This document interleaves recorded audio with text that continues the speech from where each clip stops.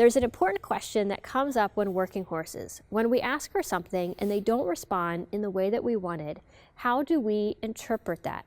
And how do we respond? It's an important question to ask because when we don't get the response that we were looking for, is the horse not doing it because they don't understand? Is it because they're being resistant and for whatever reason they don't want to? Or are we asking for something that they can't do? Either physically or mentally, they're just not able to do it. It's a tough question, but it's a really important one to be aware of anytime that you're working with or you're training a horse. I'm Callie. I'm here with Ellie. She's one of the horses at the farm, and you're watching the weekly show from CRK Training. Here on the show, every Friday, I share a riding tip, I share a training idea, or a piece of horse care advice. And today we're tackling this question of how to handle the times that we ask for something and we don't get the response that we were looking for. When this happens, there's three main things that can be going on. They're the three that I mentioned earlier. First is that the horse just doesn't understand what we asked. The second is they might understand it. It might have been something that they learned before, but they don't want to do it. For whatever reason, they're in a place of resistance and they don't want to do it. The third one is that they're not able to do it. It might be that they physically aren't able to do it. We're asking for movement that is beyond their level of fitness or ability. Or it might even just be mentally. If we're asking for something in a context where there's just too much distraction, there's too many other things that the horse's brain is having to focus on in order to be able to respond to that type of a request. So it's important to think about when we don't get the response, which one of these is going on. Because in some ways, it's going to change how we respond, and in other ways, it's actually not. Let me explain what I mean. Whenever we make a request of the horse, we are using a form of pressure. When we use pressure in training, we apply pressure, the horse does a response that we want. When that happens, we release the pressure. In training terms, it's called negative reinforcement. The most easiest way to think about this is with our physical pressure. We ask the horse to move forward by giving a squeeze with our leg. They take those steps forward and we release that leg pressure. But anytime that we're really making a request, that we're asking for something, there's an element of pressure that's there. For example, even if we go out to the field and we want our horse to acknowledge us before we go over and we put the halter on, just going out there and putting our focused attention on them is a form of pressure, even though we might not have any actual physical contact with them. So that brings us to the next point of what happens when they don't respond in the way that we want them to. If it's one of those first two things, one is they either just don't understand. So they're trying different things to see what's going to release that pressure. The second one is they are being resistant. Maybe they understand, but they don't want to because it's uncomfortable, because they're just trying to see if something else is going to work.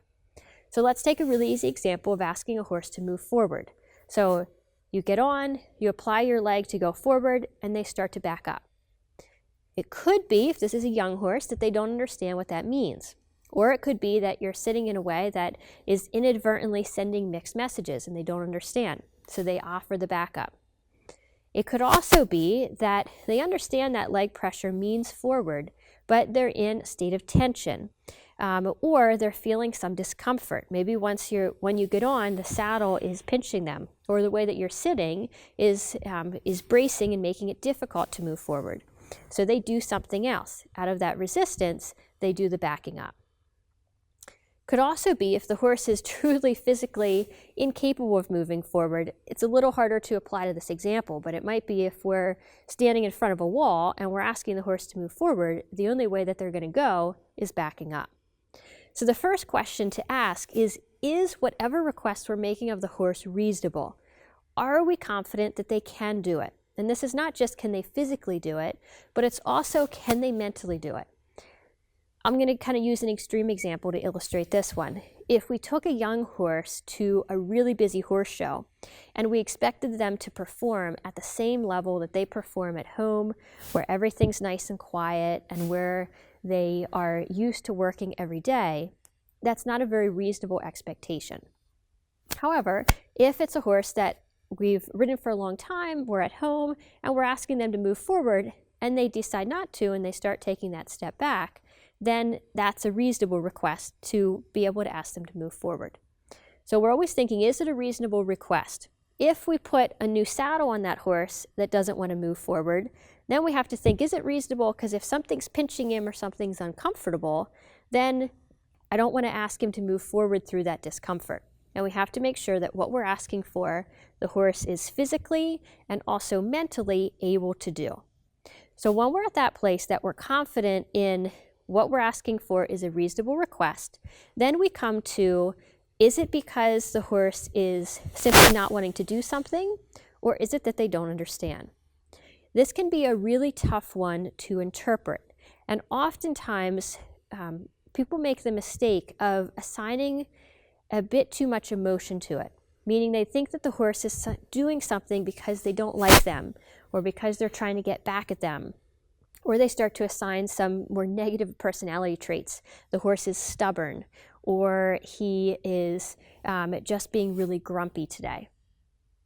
The good news is that if you can take away that emotional piece, and you cannot think of resistance as something that's directly between you and the horse, or that's something that's a negative trait of the horse, but instead you can think of both of these as the horse that's just offering a different response than what you wanted, then you can get to the place where you just keep your pressure the same.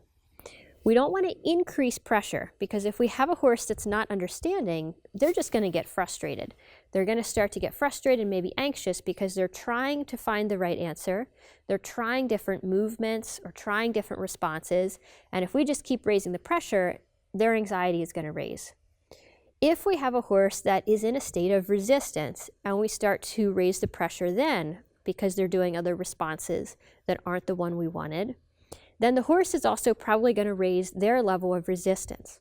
So let's say that we're trying to restrain a horse in order to do some kind of a veterinary procedure, and they start to resist by raising their head. If we just go to pull down harder on their head, they're going to react by just taking their head up with even more resistance. And now we're going to get into a battle. And with horses, those battles usually aren't won, and they're also going to start to damage the relationship between us and the horse. So instead, we want to keep our pressure the same. Whether the horse is at a place where they're trying different things, they're just not understanding yet, or whether they are in a place of resistance, we can think of them the same, and we want to keep our pressure even. The next time that you're in a situation with your horse that you ask for something and they don't respond the way that you wanted, first, make sure that you ask the question, is that request reasonable? Can the horse physically and mentally do what you asked? The second thing is think about, how can you keep your pressure the same so that you're not increasing it and getting into a fight, but you're also not releasing and inadvertently then reinforcing an incorrect behavior. And then the third question to ask is there a way that you can break this down? That you can essentially ask for a simpler version of what you're doing. Let's say, going back to that example of being out in the field and catching the horse, if you go out and you wanted your horse to walk over towards you, but you're not getting it that day, maybe you just ask for their attention, just their head coming towards you and having their eye on you, and you give a little release of your pressure for that. And then you can shape from there. Thank you for sticking with me on this one. I know that this is a big topic and it's a lot to think through, but I feel that it's an important one and that these are important questions for us to be asking ourselves whenever we're interacting with our horses. I'd love to hear from you now. What is a time that you asked for something from your horse, they didn't respond the way that you wanted them to, and how did you react? Go ahead and leave a comment down below. The best conversation always happens at crktrainingblog.com. So go there. Thank you for watching, and I'll see you next week.